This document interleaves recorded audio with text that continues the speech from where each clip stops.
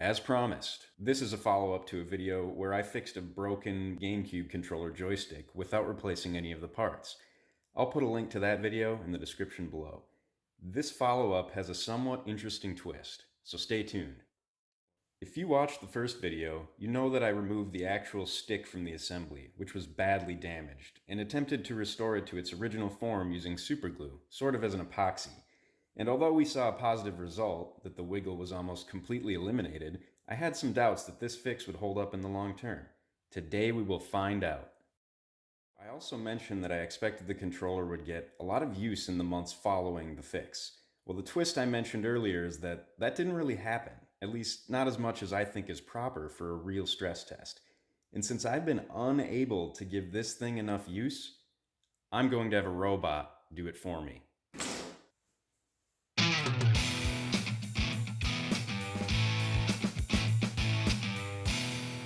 I've put together a simple device using a hobby servo motor and an Arduino. I also have some attachments made from paper clips which serve as the active linkages to operate the joystick. Now my first thought going into this was, how can I make this as complicated as possible? I had ideas with complex linkages, ball joints, proper foundations for clamping everything, etc. I even have a prototype cap for the joystick that I made as a proof of concept. The original plan was to have the device cycle the joystick in a full circular pattern. Ultimately, and mainly due to time constraints, I decided to keep it simple, and that's why all we have is a servo motor and some paper clips. The base is also 3D printed, which was a very quick thing to make on my printer. Showing a quick view of the CAD model, I just measured the motor size and mounting holes, as well as knowing how high I wanted to mount the motor. This was pretty simple to generate. And just for kicks, that's my printer. It's a cheap knockoff of the Prusa i3 that I've made quite a bit of modifications to. Who knows, maybe I'll do more videos about this kind of stuff in the future. Allow me to quickly explain how this is going to work. Depending on the motor location and the linkage attachment, I will be able to move the joystick in any direction I want. The reason for the two different attachments is so that I can keep the motor on the left side of the controller for any joystick move. One of the attachments is a horseshoe used for pushing, down and to the right, and the other attachment is a hook, up and left. I will only be able to cycle the joystick in one direction at a time, so this will take multiple setups to get through. My plan is to only cycle right, left, up, and down, so 4 setups in total.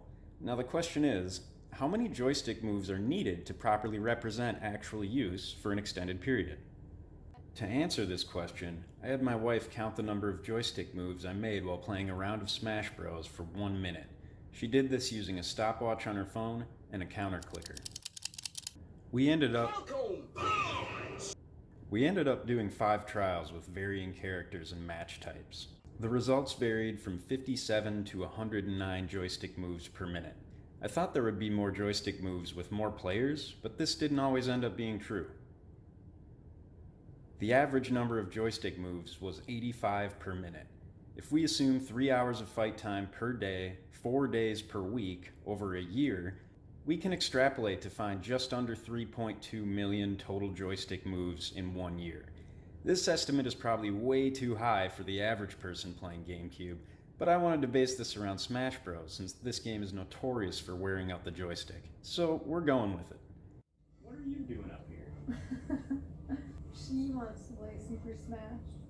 Back to the device, I'm going to tape and or weight things down so that the forces of moving the joystick don't move the controller or the motor out of place.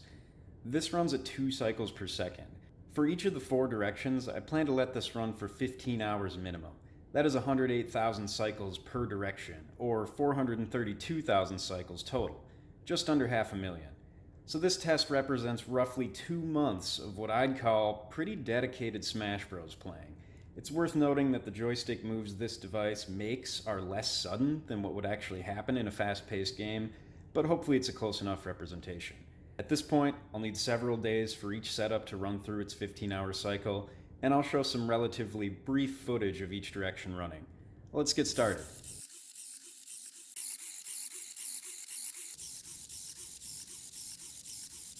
Well, I never thought I'd be making something designed to wear out GameCube controllers, but here we are.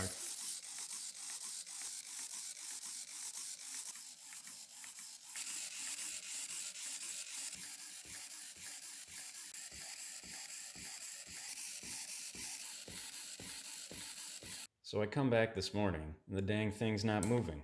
Luckily, I have a second one, probably burned out for how long it's been running. And I don't exactly know when it stopped running, so I'm probably going to redo this direction for half the time as the original. Okay, the new motor is in place. We'll let this finish up before moving on to the final direction. And hopefully my motor doesn't break again, because that's my last one.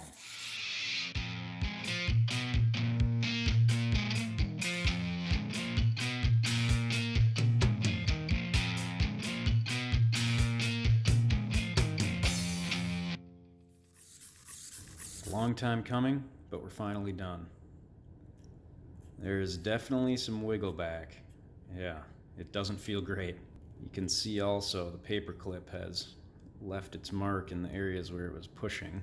It still feels like it's going to work. It's just wigglier than it was before. Alright, let's give this a try. Okay, still working. So it looks like we are able to run in all directions. It does work. The wiggle is just bad again. I mean, look at that. The last thing I'm going to do is take this apart one more time and look at the joystick box. I won't show the steps of taking it apart again, since you can see that in my last video. One thing I forgot to mention is that when I was cycling each direction, a couple of them went quite a bit longer than 15 hours. So all in all, I would say just about 500,000 cycles went into this joystick. Pretty significant use, I would say.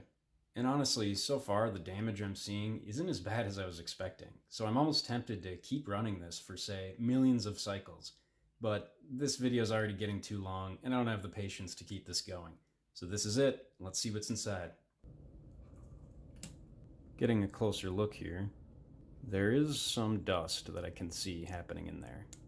You can see the superglue dust is built up on that black arm inside there. And the region that I attempted to fill with glue appears to still have glue in it, but it's noticeably starting to dig in.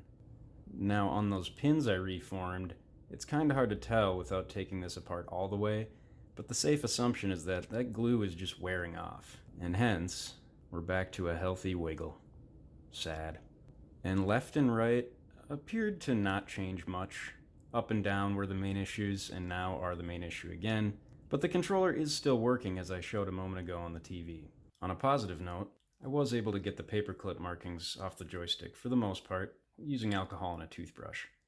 And that's where I'm going to leave it. If you find yourself with a controller in bad shape like this, the method I used is a simple and passable solution, albeit not perfect. However, if you have a few spare bucks and don't care about having all OEM parts, I would ultimately just recommend replacing it.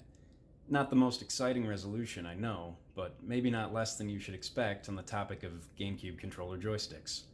I hope you enjoyed this video, and thanks for watching.